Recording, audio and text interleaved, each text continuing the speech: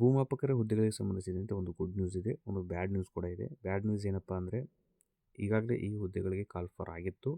ಅದು P U C ಅಂಕಗಳ ಆಧಾರದ ಮೇಲೆ ಅಥವಾ ಪಿ ಯು ಸಿ ಸೈನ್ಸ್ ಕಲ್ತಿರೋರಿಗೆ ಇದ್ದಂಗಿತ್ತದು.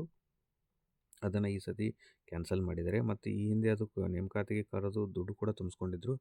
ಆ ದುಡ್ಡನ್ನು ದಯವಿಟ್ಟು ಇಲಾಖೆಯವರು ಯಾರ್ಯಾರು ಅರ್ಜಿ ತುಂಬಿದ್ದಾರೆ ಅವರಿಗೆ ವಾಪಸ್ ಕೊಡಬೇಕಾಗಿ ಇಲ್ಲಿ ವಿನಂತಿ ಮಾಡ್ತಾಯಿದ್ದೀನಿ. ನೀವೆಲ್ಲರೂ ಕೂಡ ನಿವೇದನೆ ಮಾಡಬೇಕಾಗುತ್ತೆ. ಅಟ್ಲೀಸ್ಟ್ ನೀವು ಅವ್ರಿಗೆ ಅವಕಾಶ ಕೊಟ್ಟಿಲ್ಲ ಅಂದರೆ ಅಟ್ಲೀಸ್ಟ್ ದುಡ್ಡಾದ್ರೂ ಅವ್ರಿಗೆ ವಾಪಸ್ ಕೊಡಿ. ಈಗ ಹೊಸದಾಗಿ ಏನೇನು ಬದಲಾವಣೆ ಮಾಡಿದ್ದಾರೆ ಇಲ್ಲಿ ಈ ವಿಡಿಯೋದಲ್ಲಿ ಕಂಪ್ಲೀಟಾಗಿ ಹೇಳ್ತೀನಿ. ಒಂದು 560 ಹುದ್ದೆಗಳನ್ನು ಕಾಲ್ ಮಾಡಿದ್ದಾರೆ. 37,500ರಿಂದ ಇವರು ಬೇಸಿಕ್ 500ರಿಂದ ಬೇಸಿಕ್ ಸ್ಟಾರ್ಟ್ ಆಗುತ್ತೆ ಇವರಿಗೆ ಸ್ಯಾಲ್ರಿ. ಆಮೇಲೆ ಈ ಹಿಂದೆ ಪಿ ಯು ಸಿ ಸೈನ್ಸ್ ಆಧಾರದ ಮೇಲೆ ಇತ್ತಲ್ಲ, 60% ಮ್ಯಾಥಮೆಟಿಕ್ಸಲ್ಲಿ ಮಾರ್ಕ್ಸ್ ತೊಗೋಬೇಕು ಎಂಟ್ರಿಗೆ ಅಂತ ಇತ್ತು. ಆದರೆ ಇದನ್ನು ಬದಲು ಮಾಡಿದ್ದಾರೆ, ಇಂಜಿನಿಯರಿಂಗ್ ಆ್ಯಂಡ್ ಡಿಪ್ಲೊಮಾ ಅಂತ ಮಾಡಿದ್ದಾರೆ. ಇದರಲ್ಲೂ ಕೂಡ ಈ ಲಾಸ್ಟ್ ಟೈಮ್ ಒಂದು ಇದು ಕಳಿಸಿದ್ರು ಅವರು, ಇದರಲ್ಲಿ ಏನಾದರೂ ಬದಲಾವಣೆ ಬೇಕಾದರೆ ನೀವು ತಿಳಿಸ್ಬೋದು ಅಂತೇಳಿ. ಅಂದರೆ ಇಂಜಿನಿಯರಿಂಗ್ನಲ್ಲಿ ಕೆಲವೊಂದಿಷ್ಟು ಹುದ್ದೆ ಕೋರ್ಸ್ಗಳನ್ನು ಬಿಟ್ಬಿಟ್ಟಿದ್ರು ಅವರು. ಭಾಳಷ್ಟು ಜನ ಆಕ್ಷೇಪಣೆ ಮಾಡಿದರು, ನಾವು ಕೂಡ ಮಾಡಿದ್ರೆ ಬದಲಾವಣೆ ಮಾಡಿದ್ದಾರೆ. ಎನಿ ಇಂಜಿನಿಯರಿಂಗ್ ಡಿಗ್ರಿ ಅಂತ ಕೊಟ್ಟಿರ್ತಾರೆ ಮತ್ತು ಎನಿ ಡಿಪ್ಲೊಮಾ ಕೂಡ ಇಲ್ಲಿ ಕೊಟ್ಟಿರ್ತಾರೆ. ಅದು ಡಿಪ್ಲೊಮಾ AICTE ಮಾನ್ಯತೆ ಪಡೆದ ಅಧಿಕೃತ ಸಂಸ್ಥೆಯಿಂದ ಅಂತೇಳಿ ಹೇಳಿರ್ತಾರೆ ಅದರಲ್ಲಿ. ಮತ್ತು ಇನ್ನೊಂದು ಇಲ್ಲಿ BSc ಕೂಡ ಮೆನ್ಷನ್ ಮಾಡಿದೆ. BScಯಲ್ಲಿ ವಿಶ್ವವಿದ್ಯಾಲಯದಿಂದ ಗಣಿತ, ಭೌತಶಾಸ್ತ್ರ, ಕಂಪ್ಯೂಟರ್ ಸೈನ್ಸ್, ಮಾಹಿತಿ ತಂತ್ರಜ್ಞಾನ, ಇನ್ಸ್ಟ್ರುಮೆಂಟೇಷನ್, ಎಲೆಕ್ಟ್ರಾನಿಕ್ಸ್ ಮತ್ತು ಕಮ್ಯುನಿಕೇಷನ್, ಕೃಷಿ BScಯಲ್ಲಿ ಸ್ಪೆಸಿಫಿಕ್ ಆಗಿ ಕೋರ್ಸ್ ಮೆನ್ಷನ್ ಮಾಡಿದ್ದಾನೆ. ಇಷ್ಟು ಮಾತ್ರ ಅಲೋ ಮಾಡ್ತೀವಿ ಅಂಥೇಳಿ. ಆಮೇಲೆ ಇವ್ರ ಏಜ್ ರಿಲ್ಯಾಕ್ಸೇಷನ್ ಕೂಡ ಒಂದು 5 ವರ್ಷ ಎಲ್ಲರಿಗೆ ಸಿಕ್ಕಿದೆ ಅನ್ಕೊತೀನಿ. OBC ಅವರಿಗೆ 43 ವರ್ಷ, ಜನರಲ್ ಅವ್ರಿಗೆ 40 ವರ್ಷ, ಪರಿಶಿಷ್ಟ ಜಾಸ್ತಿ, ಪರಿಶಿಷ್ಟ ಪಂಗಡದವ್ರಿಗೆ 45 ವರ್ಷವರೆಗೂ ಇದ್ರೂ ಕೂಡ ನೀವು ಅರ್ಜಿ ಸಲ್ಲಿಸಬಹುದು. ಆಮೇಲೆ ಅರ್ಜಿ ಸಲ್ಲಿಸಲು ಪ್ರಾರಂಭ ದಿನಾಂಕ 11/7/2026, ಮುಗಿಯೋದು ಆಗಸ್ಟ್ 7ನೇ ತಾರೀಕು. ನೀವು ಲಾಸ್ಟ್ ಪೇಮೆಂಟ್ ಮಾಡೋದು ಆಗಸ್ಟ್ 10ನೇ ತಾರೀಕು ಆಗುತ್ತೆ. ಆಮೇಲೆ ನೋಡಿ, ಎಕ್ಸಾಮಿನೇಷನ್ ಆಗಿ ನೀವು ಪಾಸ್ ಆದಮೇಲೂ ಕೂಡ ನಿಮಗೆ 6 ತಿಂಗಳು 6 ಮಂತ್ ಟ್ರೈನಿಂಗ್ ಇರುತ್ತೆ, ಸರ್ವೆ ಟ್ರೈನಿಂಗ್ ಅಂಥೇಳಿ. ಆ ಟ್ರೈನಿಂಗಲ್ಲಿ ಕೂಡ ನೀವು ಪಾಸ್ ಆಗಲೇಬೇಕು. ಅದರಲ್ಲಿ ಥಿಯರಿ ಆ್ಯಂಡ್ ಪ್ರಾಕ್ಟಿಕಲ್ ಮಾರ್ಕ್ಸ್ ಇರ್ತವೆ. ಆ ಮಾರ್ಕ್ಸು ಮಿನಿಮಮ್ ಮಾರ್ಕ್ಸು 35 ಆ್ಯಂಡ್ 40 ತೊಗೊಳ್ಳೇಬೇಕು ಅಂತ ಹೇಳಿದ್ದಾರೆ. ಅಲ್ಲಿ ಫೇಲ್ ಆದರೂ ಕೂಡ ಒಂದು ಅವಕಾಶ ಕೊಡ್ತಾರೆ, ಮತ್ತು ಫೇಲ್ ಆದರೆ ನೀವು ಎಲಿಜಿಬಲ್ ಇಲ್ಲ ಅಂತೇಳಿ ನಿಮ್ಗೆ ಹೊರಗೆ ಹಾಕ್ತಾರೆ. ಸೊ ಆ ಟ್ರೈನಿಂಗ್ ಕೂಡ ನೀವು ಪಾಸ್ ಆಗಬೇಕಾಗತ್ತೆ.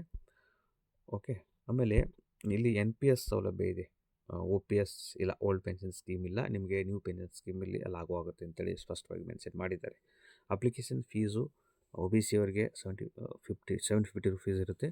ಆಮೇಲೆ CST ಮಾಜಿ ಸೈನಿಕರಿಗೆ, ತೃತೀಯಲಿಂಗಿಗಳಿಗೆ 500 ರೂಪಾಯಿ ಇರುತ್ತೆ. ವಿಶೇಷ ಚೇತನ ಅಂದರೆ ಅಂಗವಿಕಲರಿಗೆ 250 ರೂಪಾಯಿ ಫೀಸ್ ಇರುತ್ತೆ.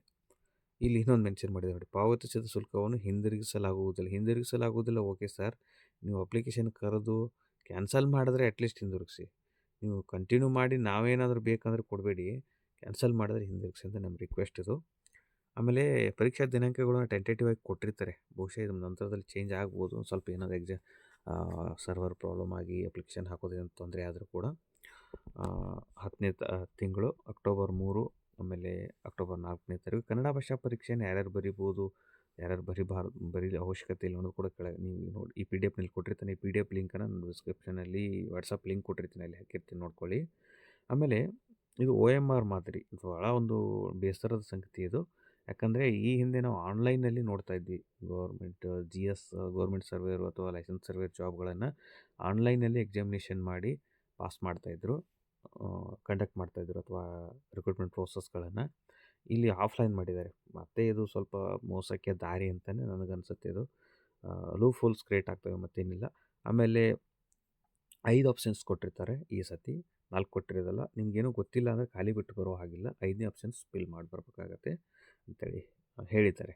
ಓಕೆ. ಆಮೇಲೆ ಪರೀಕ್ಷಾ ಪತ್ರಗಳನ್ನ ಡೌನ್ಲೋಡ್ ಮಾಡ್ಕೋಬೇಕು.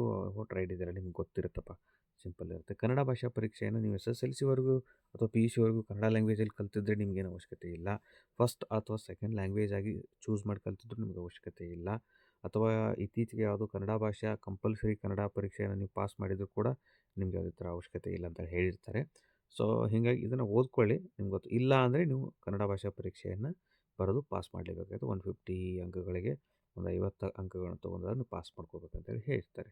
ಓಕೆ. ಇನ್ನು ಇದಕ್ಕೆ ಪರೀಕ್ಷೆ ಹೇಗಿರುತ್ತಪ್ಪ ಅಂದರೆ 2 ಪರೀಕ್ಷೆಗಳಿರ್ತವೆ. ಒಂದು ಸಾಮಾನ್ಯ ಜ್ಞಾನದ, ಒಂದು ಸ್ಪೆಸಿಫಿಕ್ ಎಕ್ಸಾಮಿನೇಷನ್ ಇರುತ್ತೆ. ಸ್ಪೆಸಿಫಿಕ್ ಅಂದರೆ ಪ್ರತ್ಯೇಕ ಪಠ್ಯಕ್ರಮ ಕೊಟ್ಟಿರ್ತಾನೆ. ಅದನ್ನು ನೀವು ಈ ಪಿ ಡಿ ಎಫ್ನಲ್ಲಿ ಕೊಟ್ಟಿದ್ದಾನೆ. ನೀವು ಡಿಸ್ಕ್ರಿಪ್ಷನ್ ಲಿಂಕ್ ಕೊಟ್ಟಿರ್ತೀವಿ. ಅದು ಲಿಂಕಲ್ಲಿ ಹೋಗಿ ನೋಡಿಕೊಂಡ್ರೆ ಆ ಪಿ ಡಿ ಎಫ್ ನಿಮಗೆ ಸಿಗುತ್ತೆ ವಾಟ್ಸಪ್ ಗ್ರೂಪ್ನಲ್ಲಿ. ಓಕೆ, ನೆಗೆಟಿವ್ ಅಂಕ ಕೂಡ ಇರುತ್ತೆ. 4 ಪ್ರಶ್ನೆಗಳು ನೀವು ತಪ್ಪು ಹಾಕಿದರೆ 1 ಅಂಕ ನಿಮ್ಮದು ಕಡಿಮೆ ಆಗುತ್ತೆ. ಒಂದು 0.25 ನೆಗೆಟಿವ್ ಮಾರ್ಕ್ಸ್ ಇರುತ್ತೆ ಅಂತ ಹೇಳಿರ್ತಾನೆ. ಓಕೆ ಸ್ನೇಹಿತರೆ, ಮತ್ತೇನಾದರೂ ನಿಮಗೆ ಡೌಟ್ ಇದ್ದರೆ ಇಲ್ಲಿ ನಿಮ್ಮ ಕಮೆಂಟ್ ಬಾಕ್ಸಲ್ಲಿ ತಿಳಿಸಿ.